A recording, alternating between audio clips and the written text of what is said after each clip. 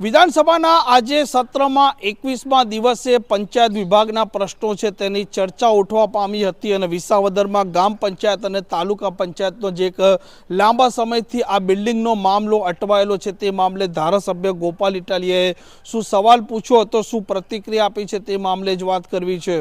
વૈષ્ણવજન તો તેને કહીએ જે પીડ પરાઈ જાનાને રે। નમસ્કાર, આપ જોઈ રહ્યા છો નવજીવન ન્યૂઝ અને હું છું આપણી સાથે તોફિક ગાંચી। ગુજરાત વિધાનસભાનું સત્ર ચાલી રહ્યું છે, તેનો આજે 21મો દિવસ છે અને પ્રશ્નોત્તરીમાં આજે પંચાયત વિભાગ છે તેના પ્રશ્નોની ચર્ચા હતી અને ધારાસભ્ય ગોપાલ ઇટાલિયાએ સવાલ પૂછ્યો હતો। તેમના મત વિસ્તારમાં તાલુકા પંચાયત ભવન છે તેની સરકારે મંજૂરી આપી છે, પરંતુ હજી સુધી કેમ નથી બની। સાથે અનેક એવી ગ્રામ પંચાયત છે જે જર્જરિત અવસ્થામાં છે અને ત્યાં બાંધકામ નવું થવું જોઈએ અને ત્યાર પછી આ જ મંત્રી છે ઋષિકેશ પટેલ તેમણે જવાબ આપ્યો હતો કે આ રાજ્યમાં સેચ્યુરેશન પ્રક્રિયા ચાલી રહી છે અને જેટલી ગ્રામ પંચાયત હોય, તાલુકા પંચાયત હોય કે જિલ્લા પંચાયત હોય તેની બિલ્ડિંગ છે તે રાજ્ય સરકારની માલિકીની હોય તે દિશામાં સરકાર આગળ વધી રહી છે। સાથે જર્જરિત અવસ્થામાં જે બિલ્ડિંગો છે તે બિલ્ડિંગોને તોડી ત્યાં નવા સ્ટ્રક્ચર છે તેની કામગીરી પણ અત્યારે સરકાર કરી રહી છે અને વિસાવદરમાં જે પ્રકારે ધારાસભ્ય ગોપાલ ઇટાલિયાનો સવાલ હતો તાલુકા પંચાયતનો, તો મંત્રીએ ગૃહમાં જણાવ્યું હતું કે વર્ષ 2026-27માં સરકારે સૈદ્ધાંતિક મંજૂરી આપી દીધી છે। હવે જમીન મેળવવાની અને આગળની વહીવટી જે પ્રક્રિયા છે તેનું કામ ચાલુ છે અને ગ્રામ પંચાયત જેમાં 5000થી ઓછી સંખ્યા હોય ત્યાં રાજ્ય સરકાર 25 લાખ રૂપિયા આપે છે, તેના બાંધકામ માટે 5000થી વધારે જ્યાં સંખ્યા હોય ત્યાં 35 લાખ રૂપિયા આપે છે અને 10000થી વધુ સંખ્યા હોય ત્યાં સરકાર 45 લાખ રૂપિયા આસપાસની રકમ ફાળવે છે। આ મામલે ધારાસભ્ય ગોપાલ ઇટાલિયાએ તેમના મત વિસ્તારનો આ સવાલ ઉઠાવ્યા બાદ પ્રતિક્રિયા પણ આપી છે। 23મી માર્ચ 2026 વિધાનસભાનો દિવસ સવારના 1 કલાકના પ્રશ્નોત્તરી કાળ દરમિયાન અલગ અલગ બે પ્રશ્નોમાં પૂરક પ્રશ્ન પૂછવાની મને અધ્યક્ષશ્રીએ તક આપતા બે અતિ મહત્વના મુદ્દા ઉપર મેં આજે વિધાનસભાના માધ્યમથી સરકાર સમક્ષ રજૂઆત મૂકી છે। એક કે અમારી વિસાવદર વિધાનસભામાં પૂર્વ કેબિનેટ મંત્રી શ્રી કનુભાઈ ભાલાળા રહે છે, એમના વતનનું ગામ જન્મસ્થળ કાલાવડ ગામમાં છેલ્લા 5 વર્ષથી ગ્રામ પંચાયતનું બાંધકામ અધૂરું પડ્યું છે। હું કલેક્ટરને મળ્યો, ડીઆરડીએને મળ્યો, ડીડીઓને મળ્યો, ટીડીઓ સાથે વાત કરી, બધા સાથે ચર્ચા કરવા છતાં પણ 5 વર્ષથી કેબિનેટ મંત્રીના ગામમાં ગ્રામ પંચાયત બનતી નથી। એ વાતની રજૂઆત આજે મેં વિધાનસભાના માધ્યમથી માનની મંત્રી સાહેબને કરી।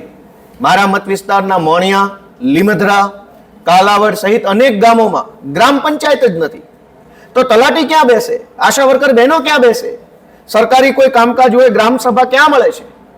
જો 30 વર્ષની સરકાર ચલાવ્યા પછી પણ ગ્રામ પંચાયતનું મકાન કેબિનેટ મંત્રીના વતનના ગામમાં ન હોય તો ભાજપની આખી સરકારે ડૂબી મરવાની જરૂર છે। એ સિવાય વિસાવદર તાલુકામાં તાલુકા પંચાયતનું મકાન જ નથી। જે મકાન છે એ વર્ષો જૂનું જર્જરિત મકાન છે, ન કરે નારાયણ અને કંઈક બિલ્ડિંગને થાય અને કોઈને નુકસાન ઈજા થાય એ પહેલા વિસાવદર તાલુકાનું તાલુકા પંચાયતનું જલ્દી નવું મકાન બને એવી પણ આજે મેં સરકારને વિનંતી કરી છે।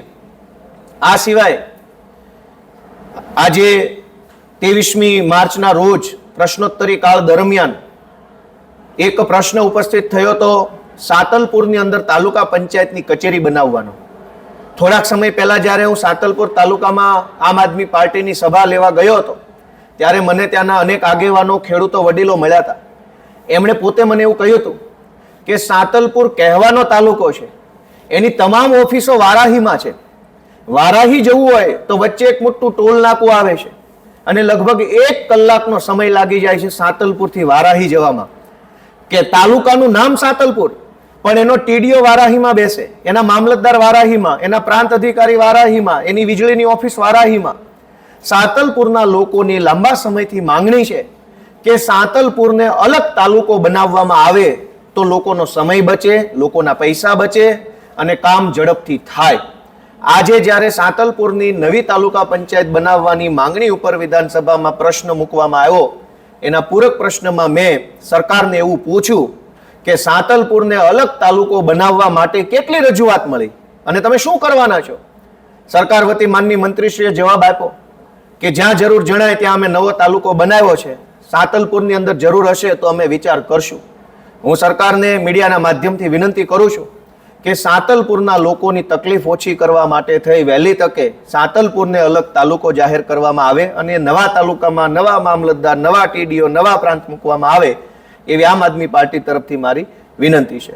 આ પ્રકારના સમાચાર માટે નવજીવન ન્યૂઝ ડે આ ચેનલને લાઇક, શેર અને સબસ્ક્રાઇબ કરવાનું ભૂલતા નહીં. નમસ્કાર.